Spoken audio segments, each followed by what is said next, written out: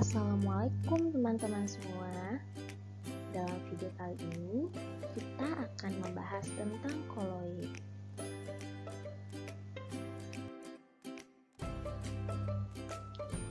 Sebelumnya diceritakan kisah Verum yang akan berangkat ke sekolah. Tidak biasanya Verum bangun kesiangan. Namun hari ini dia melihat sinar matahari masuk melalui celah jendela kamarnya.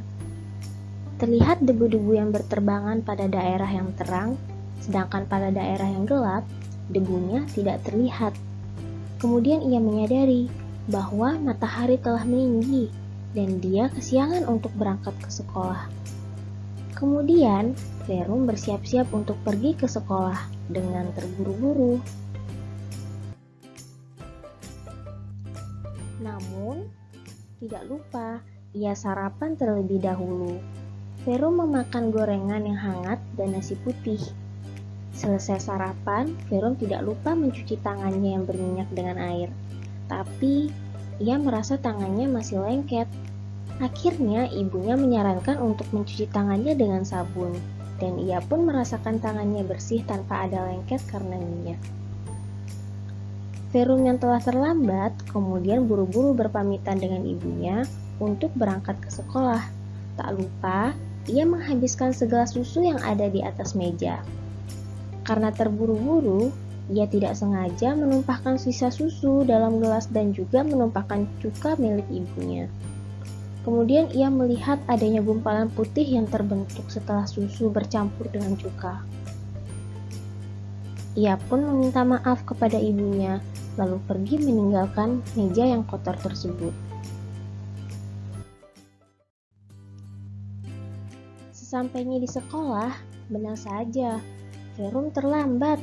Saat itu merupakan mata pelajaran kimia, dan ia dipersilakan untuk masuk oleh gurunya.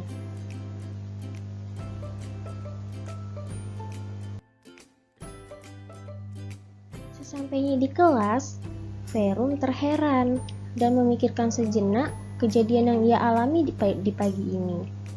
Ibu guru yang melihat Verum melamun akhirnya bertanya kepadanya. Lalu ia pun menceritakan kisahnya pagi ini. Ibu Yesus kemudian menjawab bahwa apa yang Verum alami merupakan beberapa contoh dari penerapan materi sifat-sifat koloid. Verum dan teman-temannya pun kebingungan. Maukah kalian membantu Verum dan teman-temannya untuk menjelaskan kejadian yang dialami Verum berdasarkan materi sifat-sifat koloid?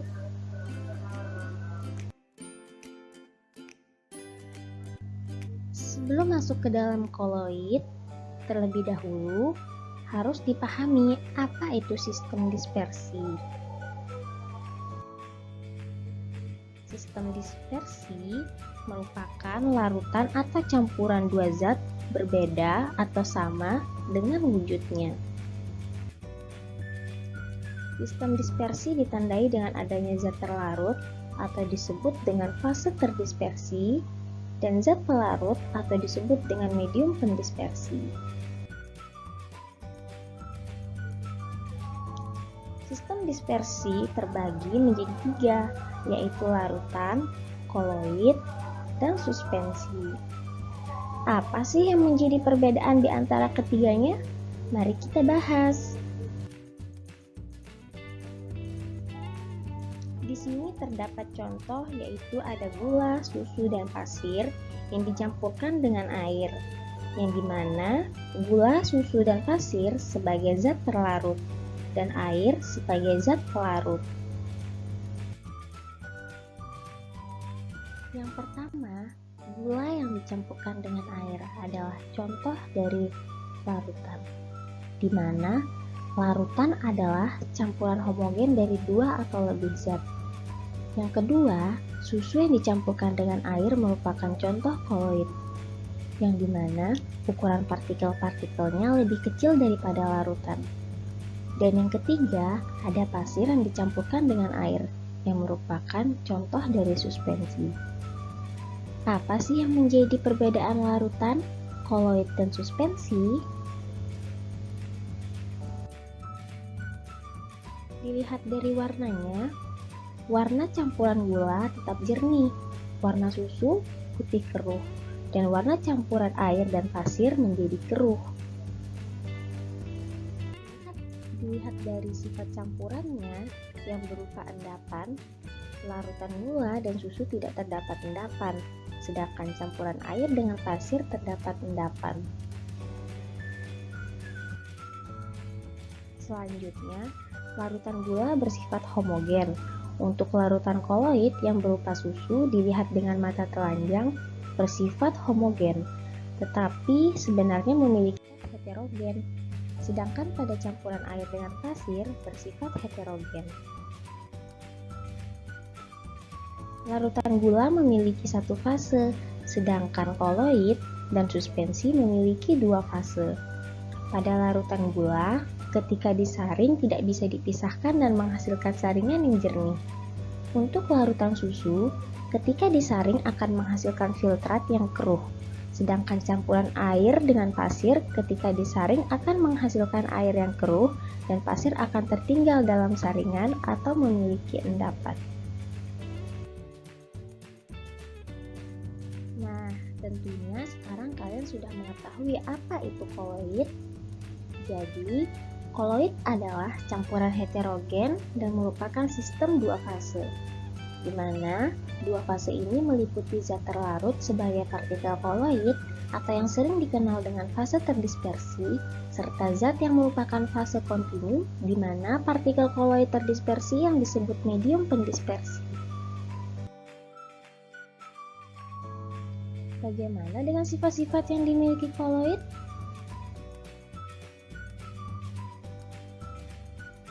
Yang pertama yaitu ada efek Tyndall, di mana efek Tyndall merupakan efek penghamburan cahaya oleh partikel koloid sehingga tampak lintasan berkas sinar tersebut.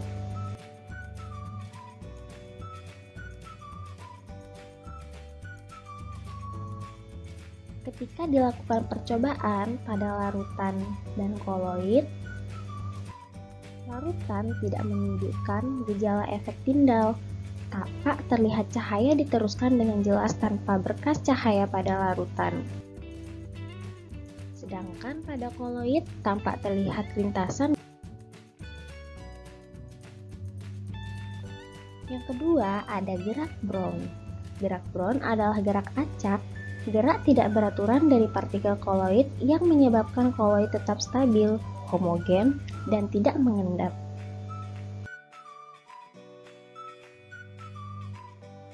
Selanjutnya ada sifat elektroforesis, di mana sifat ini merupakan gerakan partikel koloid karena pengaruh dari medan listrik.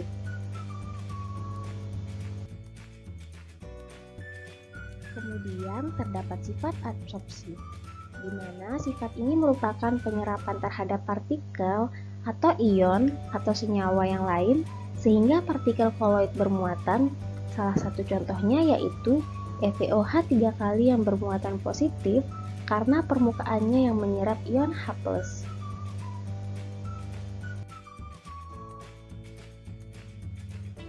Terdapat juga sifat koagulasi, di mana sifat ini merupakan penggumpalan partikel koloid sehingga membentuk endapan karena kerusakan stabilitas sistem koloid. Ada juga koloid pelindung. Koloid pelindung ini merupakan suatu koloid yang ditambahkan pada koloid lain agar diperoleh koloid yang stabil, tapi tidak menyebabkan koagulasi karena melapisi partikel koloid sehingga melindungi muatan koloid. Contoh dari koloid pelindung adalah lecitin, gelatin, minyak silikon, dan kasein.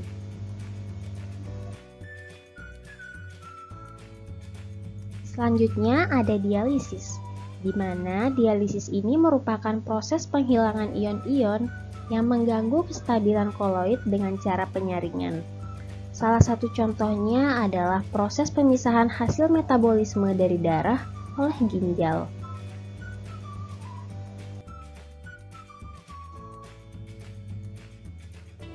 Dan yang terakhir ada koloid liofil dan liofob. di mana koloid liofil ini koloid yang partikel terdispersinya menarik medium pendispersinya. Sedangkan koloid liofob yaitu koloid yang partikel terdispersinya tidak menarik medium pendispersinya.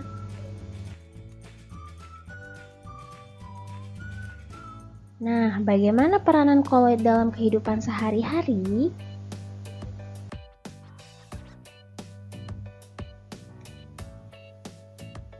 Contoh koloid yang digunakan di bidang industri adalah getah karet.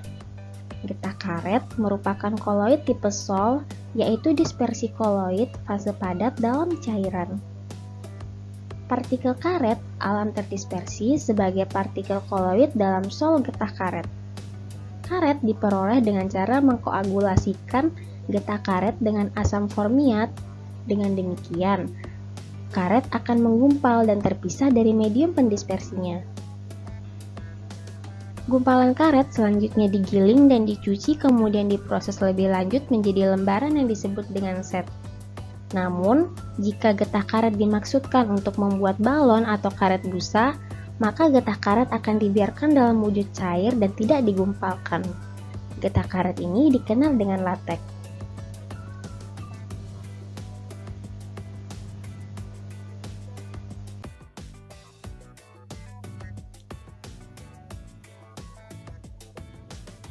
Susu merupakan sistem koloid di bidang makanan. Susu termasuk emulsi lemak di dalam air. Emulsi biasanya distabilkan oleh emulgator. Contohnya kasein di dalam susu. Kasein berfungsi menstabilkan dispersi lemak dalam air. Lemak tidak dapat terdispersi saat susu menjadi basi. Ini disebabkan oleh adanya bakteri yang merusak kasein dalam susu. Akibatnya, lemak akan menggumpal dan terpisah dari medium pendispersinya, yaitu air.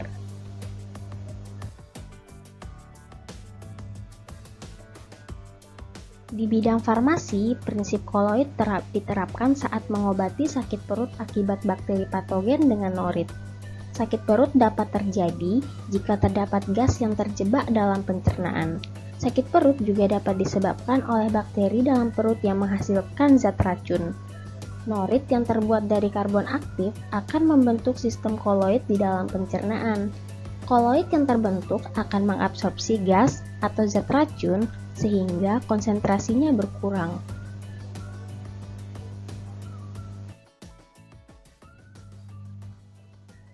Bahan-bahan kosmetik hampir 90% dibuat dalam bentuk koloid.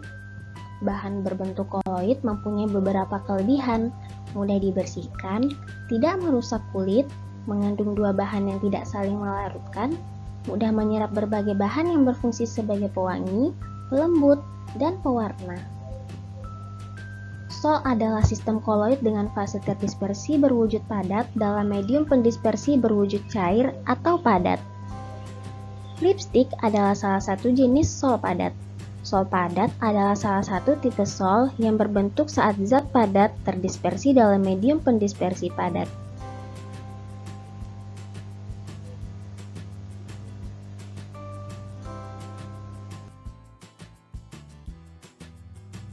Bagaimana dengan pembuatan koloid?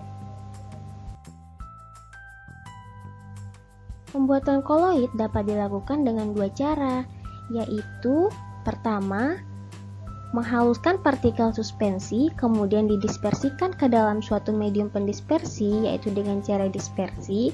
Dan yang kedua, pembuatan koloid dapat dilakukan dengan menggabungkan molekul atau ion dari larutan, yaitu cara kondensasi.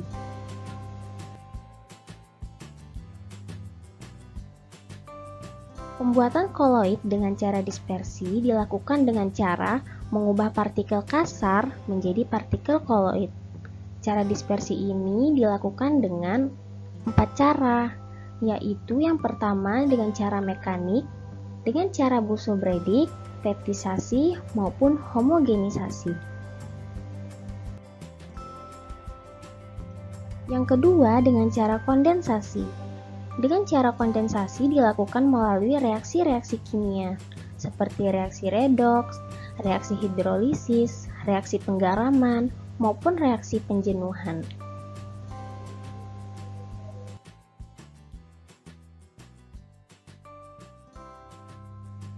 Semoga teman-teman semua paham ya dengan penjelasan materi koloid. Terima kasih. Wassalamualaikum warahmatullahi wabarakatuh.